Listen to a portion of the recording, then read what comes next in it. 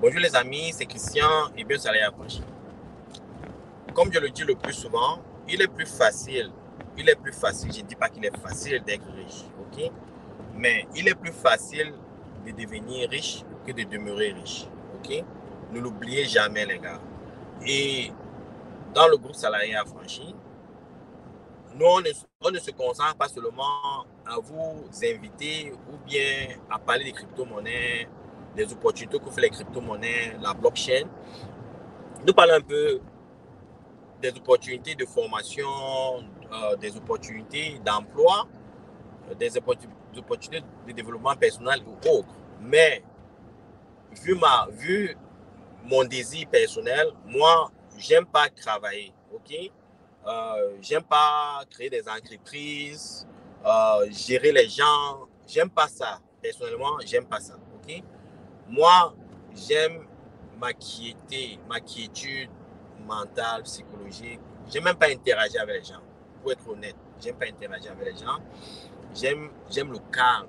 J'aime être dans mon coin et profiter de la vie, ok? Profiter de la vie, c'est ça. J'aime pas personnellement créer des entreprises. Si c'est ça vos objectifs, vous le souhaitez, vous pouvez faire de l'argent dans les crypto-monnaies et faire ça. Peut-être acheter un terrain agricole, développer des business. Je vous dis les gars, les crypto-monnaies les crypto-monnaies vous offriront cette opportunité-là. Si vous investissez dans des bons projets. Je n'ai pas de doute par rapport à ça. Et ceci n'est pas un conseil financier.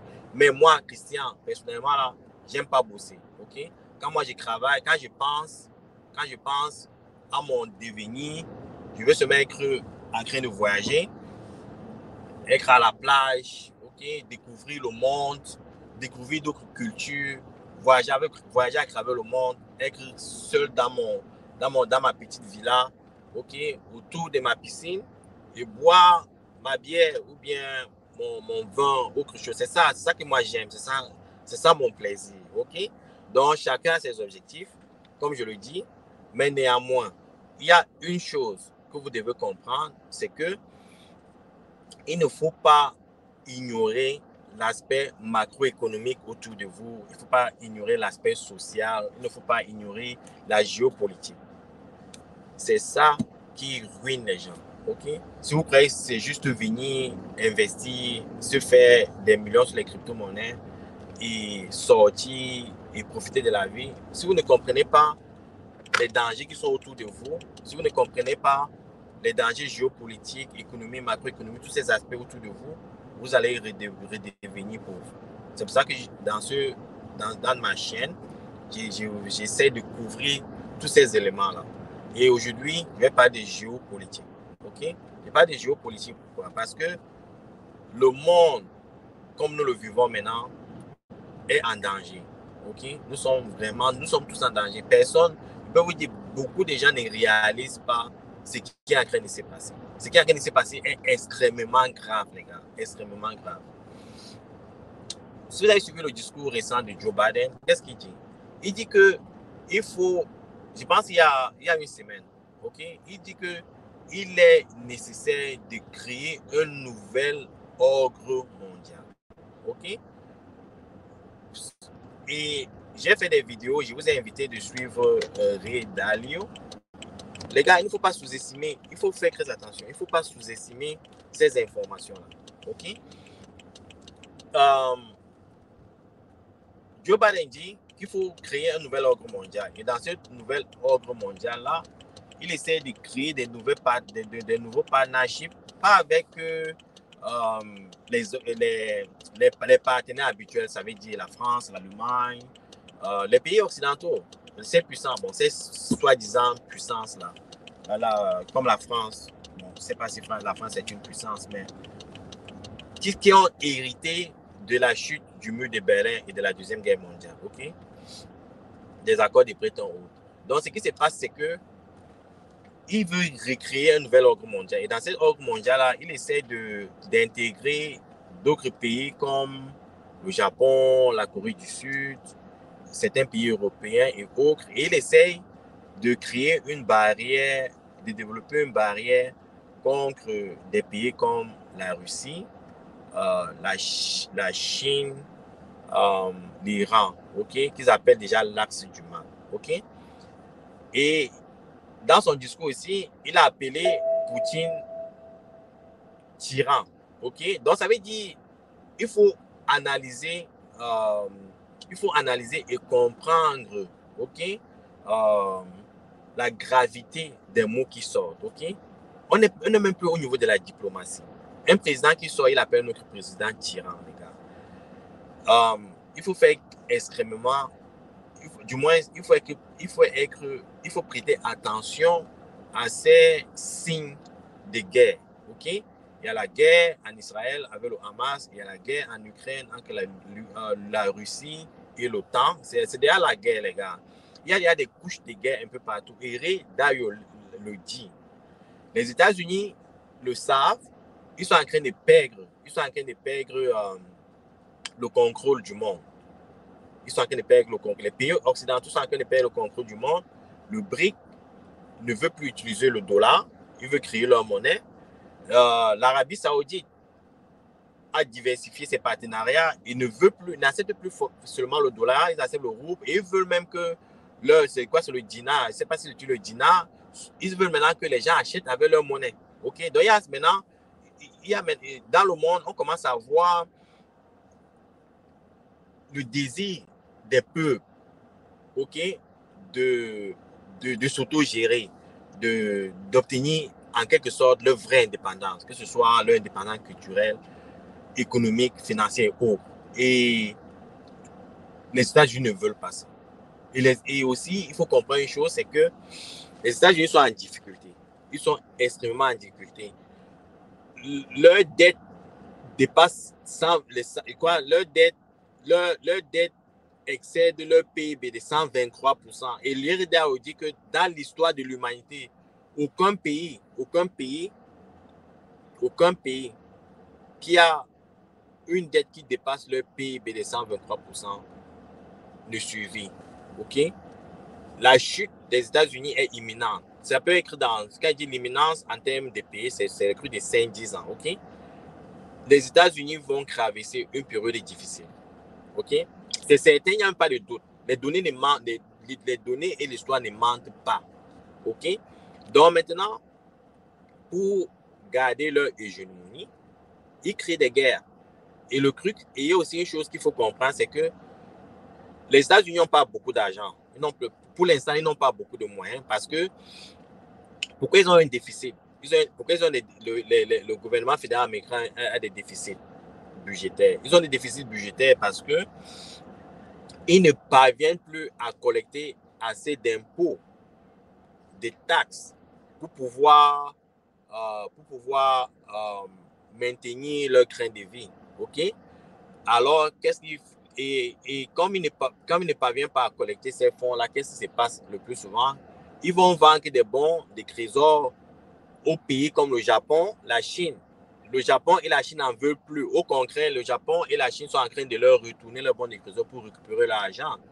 Donc, les États-Unis sont en quête de fonds. C'est pour ça que vous voyez récemment, au niveau du Congrès américain, ils avaient des problèmes avec le vote du budget. Parce que les gars, ces gens-là sont en difficulté. Qu'est-ce qui va se passer? Comme ils ne peuvent pas collecter assez de taxes pour maintenir leur train de vie, s'ils augmentent beaucoup les taxes, la population va se rebeller. OK? Donc, ils ne pourront pas le faire. Qu'est-ce qui va se passer? Ils vont imprimer, comme d'habitude. Regarde, je vous dis, l'impression du dollar, là, dans les mois qui viennent, là, sera stratosphérique. Et c'est ça qui va pousser le bourron au niveau des crypto-monnaies. OK? Ça s'en vient. Mais là n'est pas le point. OK? Nous sommes déjà dans les crypto-monnaies, les gars. Nous sommes déjà bien installés. Et nous allons profiter de ce bourron. Bon, maintenant, ce n'est pas maintenant profiter du bourron. Maintenant, comment on va demeurer? Comment on va demeurer riche après le bourron? C'est ça qui est important. Donc, il faut comprendre la géopolitique. La géopolitique, c'est qu'il y a un nouvel ordre mondial qui est en train de... Il y a une lutte pour la création d'un nouvel ordre mondial. Et je voulais parler des États-Unis. Maintenant, la Chine et la Russie veulent un nouvel ordre mondial et ils essaient de travailler avec le BRIC. Pourquoi? Parce qu'ils ils estiment que les États, comme je l'ai dit, les États, les peuples ont le droit à l'autodétermination. Les États et les peuples ont le droit de gérer leurs ressources par eux-mêmes comme ils le pensent. Ce n'est pas normal, par exemple, que la France, ok, la France, je sais qu'il y a beaucoup de personnes qui vivent en France qui me suivent. Ce n'est pas normal que la France exploite, par exemple, l'uranium au Niger, au Mali, et ne paye que peut-être 5 à 10% du prix par rapport au prix mondial. Ce n'est pas du tout normal.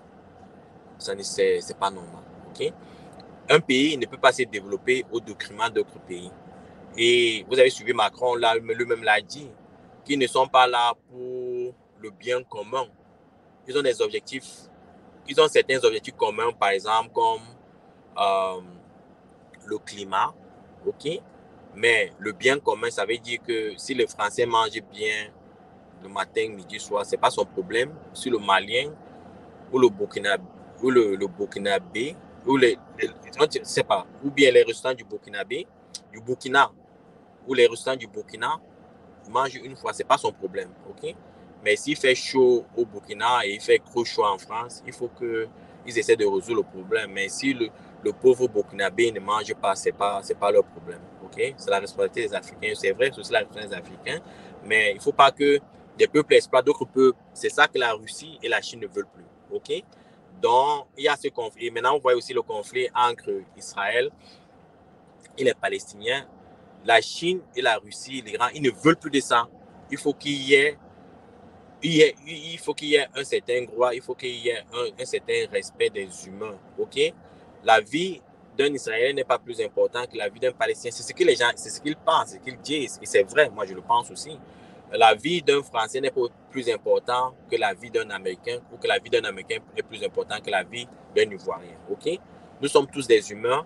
Et il y a maintenant, il y a cette injustice-là que ces peuples, je peux dire, opprimés dans le passé ne veulent plus. OK? On demande, ils veulent un changement. Donc, il faut comprendre tous ces signaux-là et vous positionner dans le futur par rapport à tout ça. Parce que un matin, vous pouvez vous lever, vous n'avez plus rien. Vous n'avez plus de maison, vous n'avez plus absolument rien. Parce que l'objectif, c'est de demeurer, de préserver ses capitaux, de préserver ce qu'on a pour pouvoir vivre, pour pouvoir bien vivre. OK? C'est ce que je voulais partager avec vous. Observez tous ces signaux-là et faites attention, les gars. Nous sommes dans une période très difficile. OK? Nous sommes en guerre. OK? Peut-être que vous n'entendez pas les coups de feu autour de vous, mais des signaux montrent que nous sommes dans une période où il faut faire très attention parce que les nouvelles ne sont pas bonnes. OK? Désolé de partager avec vous ces informations comme ça, mais j'aimerais juste que vous prêtez attention parce que c'est mieux de savoir et de se préparer que de se lever un matin et d'être surpris. OK? Faites très attention. Ciao.